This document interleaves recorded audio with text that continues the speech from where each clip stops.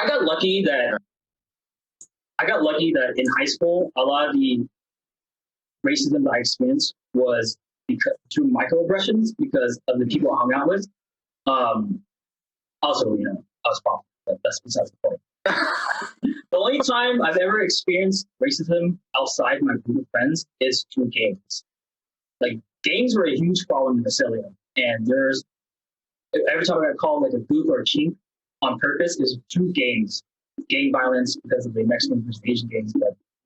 But it wasn't until I think college where I actually experienced a lot of racism.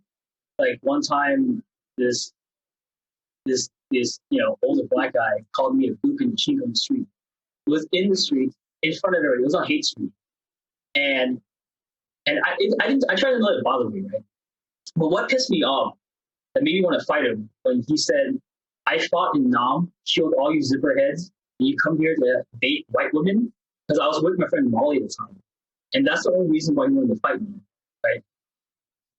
And I tried to fight him, but then obviously he stopped, went into play, jacked it off. But I don't know, it was because he didn't think I was going to try to hit him or whatnot. But I guess he had the mentality where like these Asians aren't going to do shit if I were to try to poke the bear.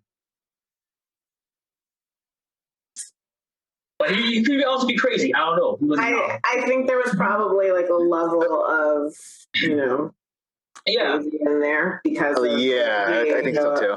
PTSD war veteran, I imagine, that they're not to excuse it in any way because that is not like excusable, but like, the question I have for you is when that happened to you, did you, like, almost what you were saying earlier, obviously like there's a lot of sort of history and racism between the Black and Asian community. When that happened to you, do you then take that and hold it against the entire Black community, or are you only looking at it as this fucking guy? Like every day I wake up, I hate him. No, it's obviously, I'm not stupid. I know this guy's crazy. Like I don't hate Black people. I have a lot of Black friends. Okay.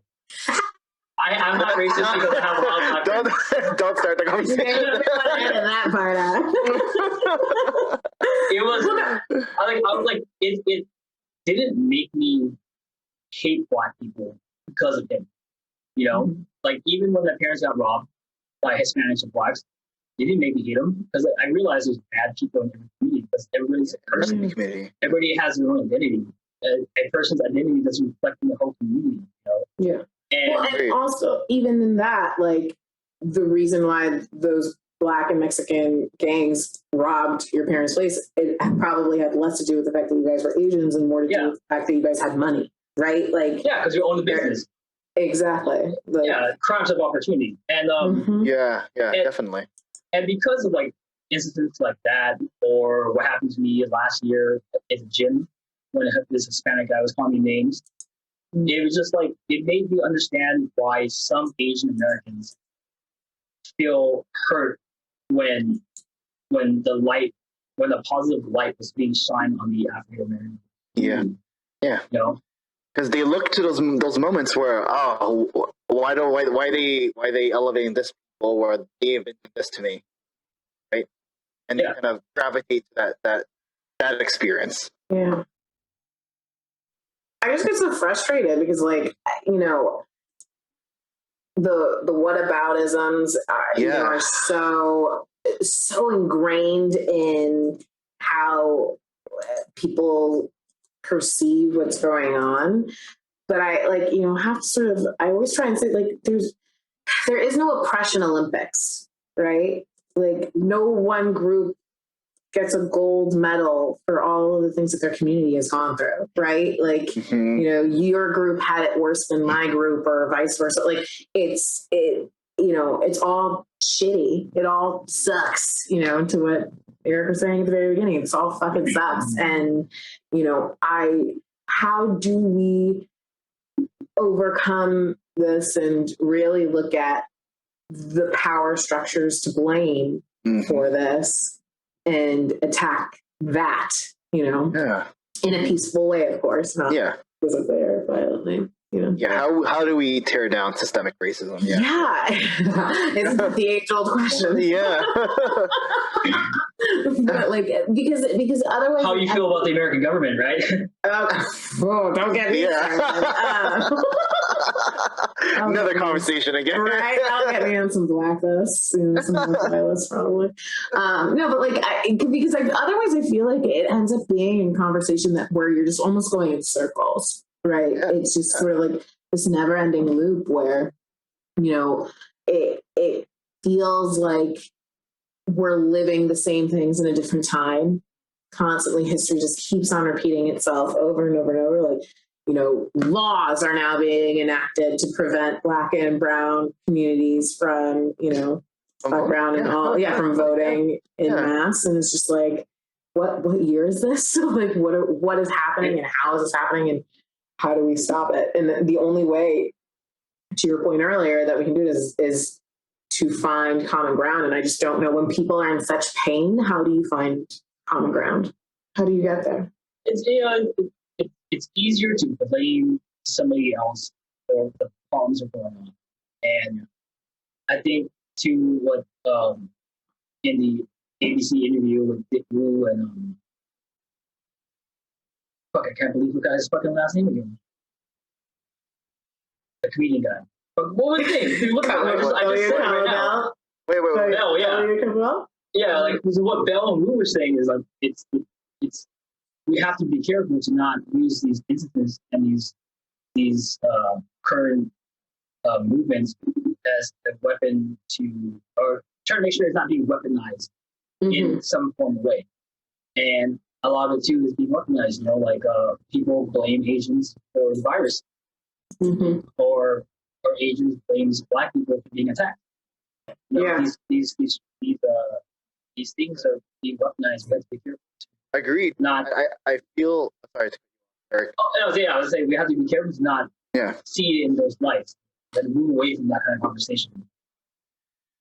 I did want to add that I feel that's also like a weapon for people who support white supremacy, or not just white supremacy, even like people within the people of color who say, what was I going to get at that why do we keep blaming white people? I hear that also on the other side of the conversation, where why do we have to keep blaming white people? Why can't we just do our job and work hard and do that? Use that recipe to try to become successful and just not ignore all that noise, right? How do we address those folks though? Like, I feel that's also bad in itself too, to feel like it's a single, like, focus on yourself and just work hard. I think that's also not addressing issues, right? Well, and I think because it's not just about, it's too easy to just blame white people, right? It really, really is. And it really is. Because you do also have to take into account, like I mentioned earlier, like the socioeconomic status of, a group of white people, like, is the same as, the socioeconomic status of people of color. And really, ultimately, it's not individuals that are at fault, it's systems, right? It's these systems of power. I hate to get all,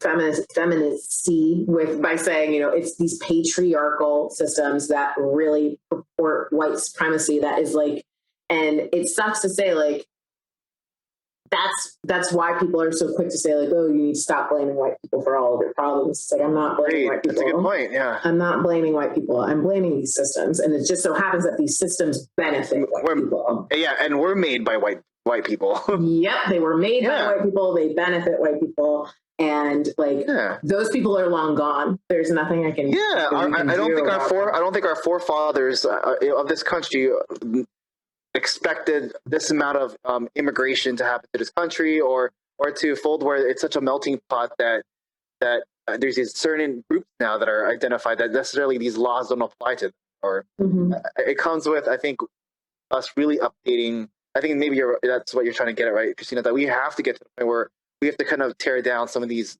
structures and really rebuild some of that and really wash away, I guess, I don't know how to phrase that, but we get out of that mentality that this only benefits. And the thing is that I think a lot of groups, including people considered to be included in the model minority are scared to lose those systems because they believe they've been built into it, right? Yeah, like they believe. Sorry. Yeah, they benefited from it, right? Mm-hmm. Like, am I going to lose my social status, right? Mm-hmm. Again, what about me?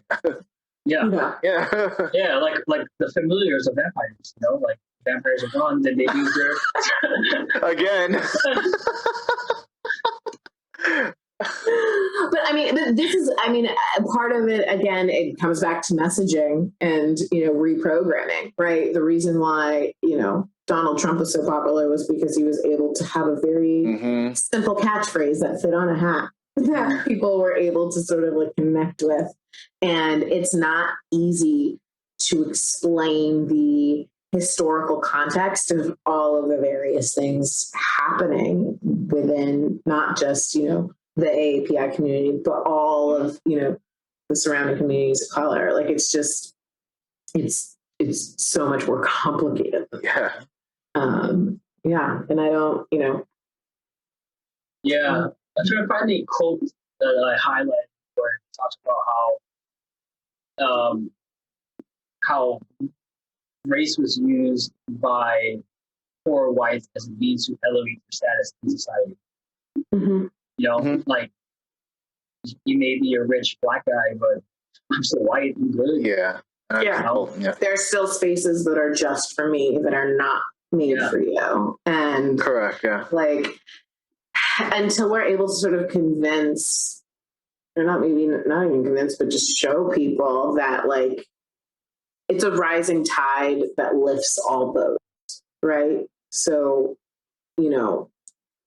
certain groups getting equality or equity, it's not going to diminish the rights that you feel you already get, right? Like, it's not going to take that away from you. It's just going to, like, sort of spread a little bit more of the love, like, Well, isn't that the idea that most people have when you talk about Asian privileges?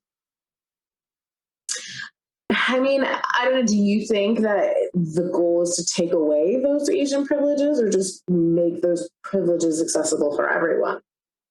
I think it should be the latter. It should be for everyone, right? I agree. Yeah, it should be for everyone. That's what we want, but I think that's what people are scared. Again, what about me? They're scared of losing. Definitely a good point. It's like a barrier, right? Yeah.